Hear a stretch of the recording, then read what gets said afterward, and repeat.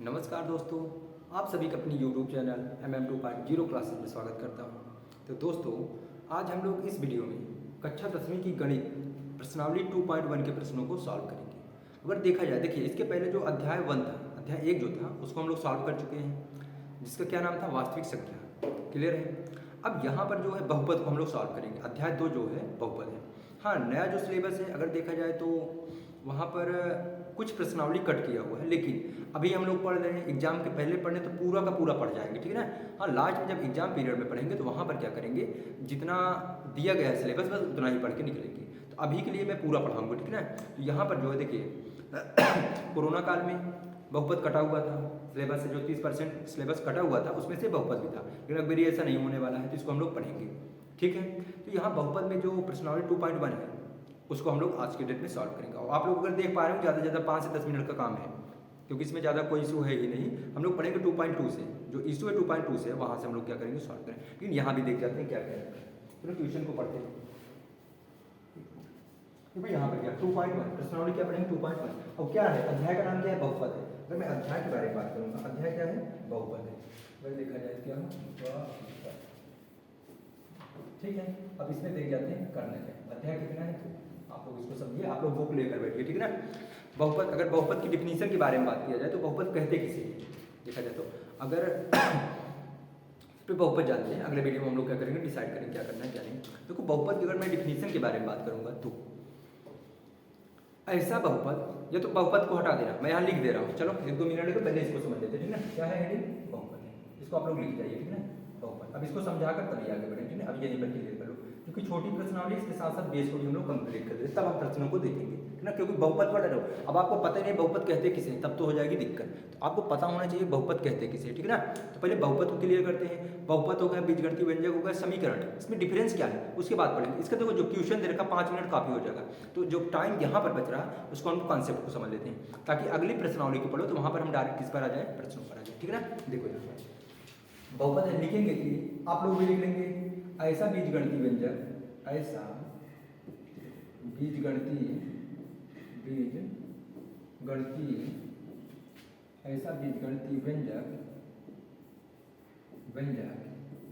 जिसमें देखो मैं एक एक वर्ड पर बात करूंगा, आप लोग टेंशन नहीं लेंगे, जिसमें चर की घात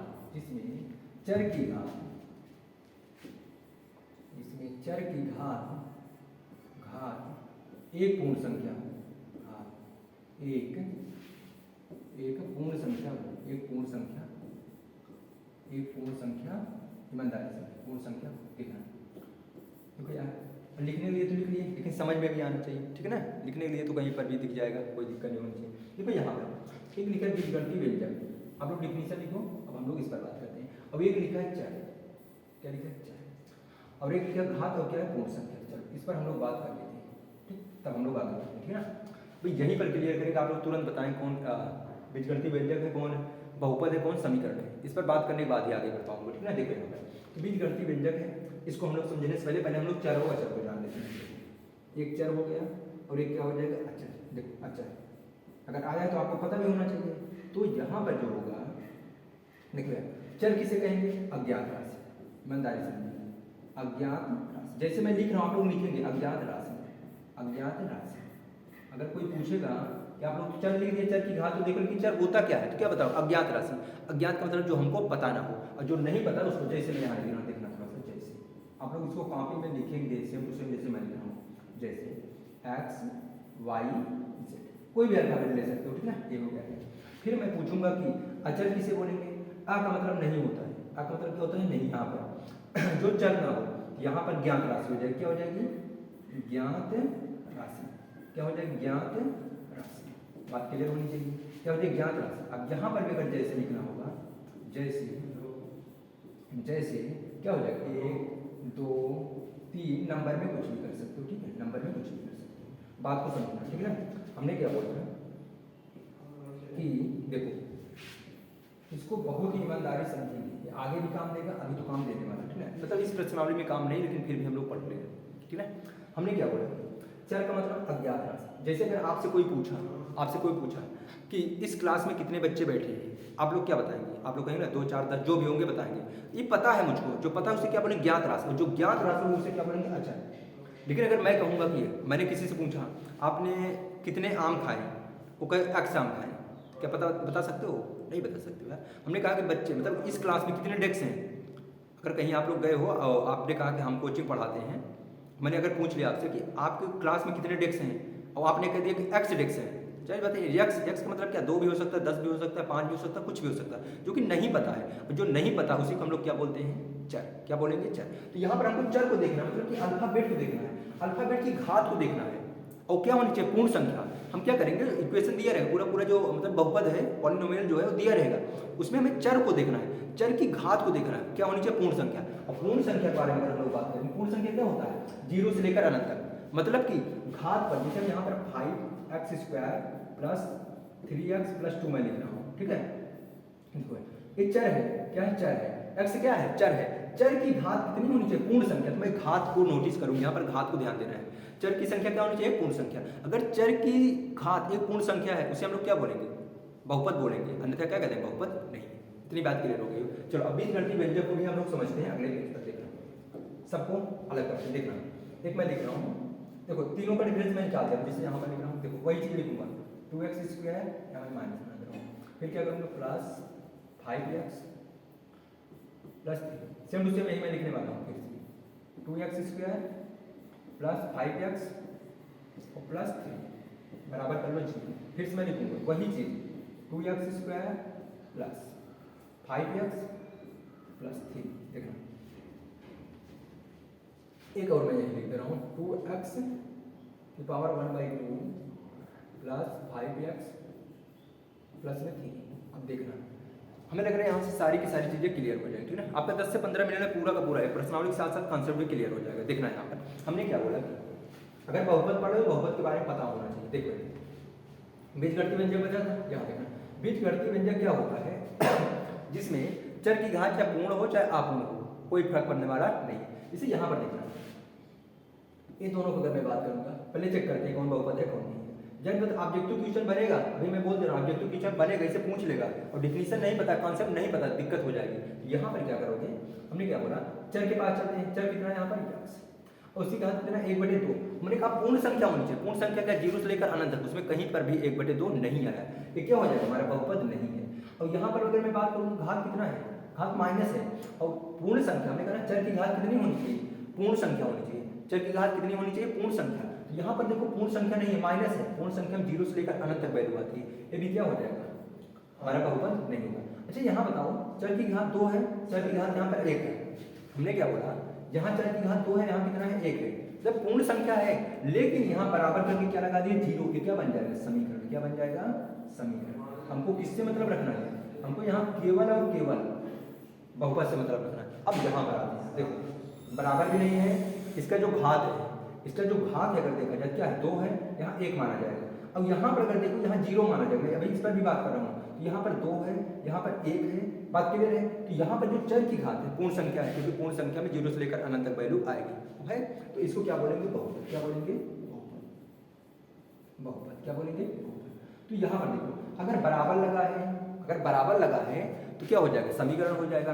अगर घात क्या है, पूर्ण संख्या नहीं है, क्या हो जाएगा, बीजगणितीय व्यंजक हो जाएगा। हाँ अगर यहाँ पर देखा जाए तो ये हमारा क्या बनने वाला है, बहुपद। ये रही बहुपद की पहचान। चर की घात क्या होनी चाहिए, पूर्ण संख्या होनी चाहिए। हाँ अब एक चीज ये कह सकते हो कि प्रत्येक बहुपद, ईमानदारी सुनना, ये लिख लेना, नोट पॉइंट करके लिख लेना इसके नीचे, प्रत्येक बहुपद, ये पूरा लिखेंगे, एग्जाम्पल पूरा लिखेंगे तभी जाकर क्लियर होगा। लिखेंगे क्या, नोट पॉइंट करके, प्रत्येक बहुपद, प्रत्येक बहुपद एक बीजगणितीय व्यंजक होता है, प्रत्येक बहुपद एक बीजगणितीय व्यंजक होता है, परंतु परंतु परंतु प्रत्येक बीजगणितीय व्यंजक, परंतु प्रत्येक बीजगणितीय व्यंजक बहुपद नहीं होता है। क्योंकि देखो ये बीजगणितीय व्यंजक है लेकिन बहुपद नहीं है। ये बात आप लोग नोट करके लिखेंगे और इसको लिखेंगे आते अपने प्रश्न पर। हमें लग रहा है कि बात है। हाँ एक चीज इस पर बात करनी है, देखो यहाँ जैसे 3 लगा है ना, देखो यहाँ 3 है, इसके साथ हमेशा x की पावर क्या लगी रहती है, c, और जिसकी पावर 0 उसका मान क्या हो जाएगा, 1। तो यहाँ पर बताओ 3 गुणा में इसकी पावर 0, इसका मान 1, 3 एक 3, तो वैल्यू पर फर्क नहीं पड़ता, इसीलिए यहाँ पर x पावर 0 हम लोग नहीं लिखते हैं। तो इस पर हम लोग और डिटेल में बात करें, लेकिन अभी नहीं। अब आते हैं अपने प्रश्न, ठीक है। चलो इसको हटाते हैं, हम देख लेते हैं क्वेश्चन आप लोग पढ़ सकते हैं। अब जाकर आपका बहुपद क्या होगा थोड़ा बहुत तो क्लियर होना ही चाहिए, क्योंकि देखो यहाँ पर डिफिनीशन ही नहीं पता है, और डिफिनीशन नहीं पता तो जाहिर बात है कि आप लोग क्वेश्चन करोगे तो रटने वाला काम हो जाएगा, और मैं अगर पढ़ा रहा कॉन्सेप्ट के साथ ही पढ़ाऊंगा, ठीक है ना। यहाँ पर जो देखो इसमें तो कुछ था ही नहीं पर 10 मिनट, इसीलिए हमें लगा कि 10-5 मिनट जो भी लग रहा है आपका इसी में कॉन्सेप्ट भी क्लियर कर जाएगा, ठीक है। चलो कहा है किसी बहुपद पी एक्स के लिए y बराबर पी एक्स का ग्राफ नीचे आकृति 2.12 में दिया गया है, आकृति नाम दिया 2.1, ठीक है। प्रत्येक स्थिति में पी एक्स के शून्यकों की संख्या ज्ञात करो। किसके शून्य चाहिए? पी एक्स, कुछ भी नहीं करना, देखो यहाँ देखना पी एक्स के शून्य चाहिए। पहला क्वेश्चन में यहाँ पर बना लो, थोड़ा बड़ा करके बना देना, ठीक है। अब इसके बारे में थोड़ा जान लेते हैं दोस्तों। इसे बोलते हैं एक्स एक्सिस, अब इसे क्या बोलते हैं? वाई। हाँ, यहाँ पर क्या रहता है? मूल बिंदु रहता है, इसके इस साइड जाओगे क्या रहेगा? प्लस रहेगा, और ऊपर जाओगे क्या रहेगा? प्लस। इसके बारे में थोड़ा जानते हैं। इधर आओगे क्या हो जाएगा? माइनस, और इधर आओगे क्या हो जाएगा? माइनस। इसे बोलेंगे एक्स डैश, क्योंकि वही लाइन है, एक्स वाली लाइन है। हाँ, ये जीरो के बाद प्लस, और इधर आओगे तो माइनस। इतनी बात क्लियर होनी चाहिए। देखो अब ये क्या हो जाएगा? वाई वाली लाइन है, इसे बना दोगे वाई एक्स, ये बात क्लियर होनी चाहिए। यहाँ पर जो दे रखा है, देखो यही पूरा तो दे रखा है ना। हाँ, अब क्या करोगे? यहाँ एक लाइन इस तरह से कट किया गया है, अदर लाइन, ठीक। अब अगर देखा जाए तो यहाँ पर क्या है? वो क्या है? मूल बिंदु। कहाँ है? किसमें? किसके शून्य पूछा है? पी एक्स के। यार कुछ ना करके यक्स वाली लाइन को देखो, अदर लाइन कितनी बेरी कट किया है, बस हमने कहा। यहाँ देखो ये पूरी कौन सी लाइन है? एक्स वाली लाइन है। कौन सी लाइन है? एक्स वाली। इसको जो अदर लाइन है एक भी बेरी कट नहीं किया है, इसमें शून्यकों की संख्या क्या हो जाएगी? फिर से समझेंगे। हमने क्या बोला? किसके शून्य पूछा है? पी एक्स के। किसके शून्य पूछा है? पी एक्स के। पी एक्स का शून्य पूछा है। अगर पी एक्स का शून्य पूछा है तो आप लोग एक्स वाली लाइन को पकड़ेंगे, देखेंगे अदर लाइन, मतलब ये मूल जो मूल वैल्यू है, मतलब इस लाइन के अलावा कोई दूसरी लाइन एक बार कट किया है नहीं किया है? यहाँ पर नहीं। देखो एक्स वाली लाइन है, इसको कोई भी लाइन है अदर लाइन जो है इसको कट नहीं किया है। अगर नहीं कट किया तो इसमें शून्यकों की संख्या क्या हो जाएगी? जीरो। और किसके शून्यकों की संख्या? पी एक्स के। लेकिन अगर यही पूछता कि वाई का बता दो, तब ये वाई वाली लाइन है, इसको दूसरी लाइन एक बारी कट किया है, इसमें अगर y का शून्य पूछेगा एक, लेकिन पूछा किसका है? px का, तो px का शून्य कितना हो जाएगा? 0।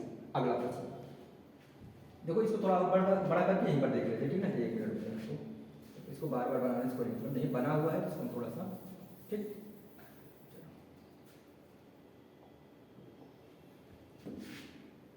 इसी को हम लोग देख लेते हैं, ठीक है।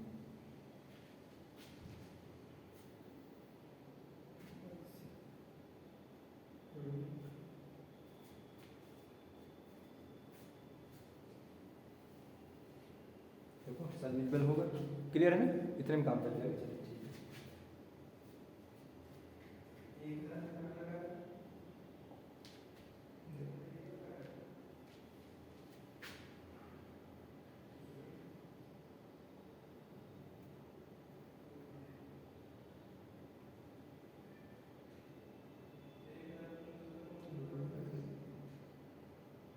दिख रहा है?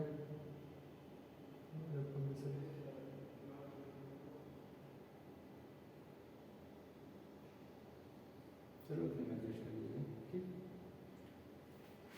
सही, हाँ ठीक है, कोई नहीं, चलो इतने में एडजस्ट करते, देखो इसमें टाइम नहीं लगा, ठीक है। तो फिर ये वाला जो क्वेश्चन है, अगर मैं बात करूँ, देखिए ये वाली लाइन कौन सी है? वाई वाली लाइन, और ये कौन सी है? एक्स वाली लाइन। बात क्लियर है? क्लियर है? क्योंकि यहाँ पर एक लाइन इधर से चल रही है, यहाँ चल रही है, चार के इसी से चलते चलते चलते चलते यहाँ पर चलती है। हमको यक्स के शून्य चाहिए, मतलब पी एक्स के। ये यक्स वाली लाइन है। अब ये अदर लाइन जाकर कितनी बेरी कट किया? एक बेरी कट किया है। यहाँ पर शून्यकों की संख्या कितनी हो जाएगी? आप लोग लिखेंगे शून्यकों की संख्या बराबर 1। अब यहाँ पर आ जाते हैं, क्योंकि वाई वाली लाइन है, और कौन सी लाइन है? एक्स वाली लाइन है। अब अदर लाइन तो ये है, इसको देखो यहाँ से क्या एक बेरी कट किया, फिर इसे जाते जाते यहाँ वाई को कट करा, हमको सिर्फ यक्स पर देखना है। यहाँ आकर 2 बेरी कट किया, और यहाँ पर आते आते 3 बेरी कट किया। इसमें शून्यकों की संख्या कितनी हो जाएगी? 3। इसमें शून्यकों की संख्या कितनी हो जाएगी? 3। बात क्लियर है? मतलब कि ए वाली लाइन और इसको छोड़कर जो अदर लाइन है वो यक्स को कितनी बेरी कट करा? यहाँ 1 2 3, तो शून्यकों की संख्या कितनी हो जाएगी? 3। अगला प्रश्न देख जाते हैं दोस्तों, यहाँ पर आप लोग देख पा रहे हैं ये एक्स एक्सिस, सॉरी वाई है, और ये क्या है? एक्स एक्सिस है। एक अदर लाइन यहाँ चलना स्टार्ट करके एक बार यहाँ कट की, देखो यहाँ पर कट की है, फिर यहाँ चलते चलते फिर यहाँ पर गई 2 बारी। इसमें शून्यकों की संख्या कितनी हो जाएगी? तो यहाँ पर देख जाते हैं, देख मूल वैल्यू ये है, तब अगर देखा जाए तो मेन एक्सिस ए एक्स हो गया, और ये क्या हो गया? वाई। देखो अदर लाइन यहाँ से चली, एक बेरी कट कर दी, फिर यहाँ चलते चलते यहाँ पर पहुंची, 2 बेरी कट कर दी, फिर यहाँ चलते चलते यहाँ पर 3 बेरी कट कर दी, फिर ऐसे चलते चलते चलते चलते यहाँ पर 4 बेरी कर दी। तो यहाँ पर शून्य की संख्या कितनी हो जाएगी? 4। हमें लग रहा है यहाँ पर कोई परेशानी नहीं होनी चाहिए, ठीक है। अब यहाँ पर देख जाते हैं दोस्तों, ये क्या हो जाएगा? वाई और ये क्या हो जाएगा? एक्स। ये लाइन यहाँ चल रही है, ध्यान देना, यहाँ चलते चलते देखो यहाँ 2 बेरी कट कर दी है, लेकिन यहाँ कट ना कर दिए, यहाँ सिर्फ ऐसे टच करके निकल गए दोस्तों, यहाँ पर केवल 1 माना जाएगा। फिर जाते जाते जाते जाते जाते जाते यहाँ पर पहुंची, फिर यहाँ से यहाँ निकल गई, तो जाहिर बात है कट ना की। तो देखो यहीं पर अगर मैं ऐसे बनाता, ध्यान देना, यहाँ से गई, ठीक, फिर अगर इस तरह से गई होती तो जाहिर बात 1 2 3 हो जाता, और फिर यहाँ से जाती, उधर जाती, और फिर ऐसे कट करके कितना 4 5 हो जाता। लेकिन यहाँ पर 1 2 3 कितने शून्य निकलेंगे? इसका 3 कितने निकलेंगे? मतलब कि अगर यहीं पर मैं पूछूंगा, अब बता दो, अभी तक तो बात क्लियर हो गई। हम यहाँ पर पूछते हैं कि y का शून्य कितना होगा, पी वाई का, तो यहाँ पर 1 बेरी कट किया, y वाली लाइन को कितनी बेरी? 1 बेरी। यहाँ पर y वाली लाइन कितनी बेरी? 1 बेरी। यहाँ पर अगर देखा जाए तो 1 बेरी भी नहीं, यहाँ पर कितना? 1 बेरी भी नहीं। मतलब कि जिस लाइन को पूछेगा उसको कितनी बेरी अदर लाइनें कट कर लेंगे, वही उसका क्या हो जाएगा? आंसर। देखो यार 15-16 मिनट में आपका पूरा कॉन्सेप्ट के साथ क्लियर हो गया, ठीक है ना। तो हमें लग रहा है कि इतना आप लोग क्या करेंगे, इसको कवर करेंगे पूरा पूरा जितना है, मतलब कि जो डिफिनीशन में लिखा है उसको आप लोग कॉपी में लिखेंगे। पहला बनेगा ना, अध्याय का नाम क्या बनेगा? बहुपद। उसमें पूरा पहले डिफिनीशन पूरा एग्जाम्पल चाहिए, उसके बाद इसको लिखेंगे, ठीक है। क्योंकि जितने भी फार्मूला वगैरह ने उस पहले ही लिख लिया करो, ज़्यादा बेटर हो जाएगा। जो भी कॉन्सेप्ट रहता है पहले लिख लिया करो, ठीक है ना। तो ये वाला टॉपिक को यहीं पर रोकते हैं, अब मिलेंगे अगले वीडियो में, मतलब कि 2.2 में। और 2.2 की अगर मैं बात करूँ, वहाँ पर हम लोग क्या करें, वहाँ से क्वेश्चन है तो वहाँ से हम लोग सॉल्व करना स्टार्ट करेंगे। बात क्लियर है? तो मिलेंगे अगले वीडियो में, तब तक के लिए दोस्तों।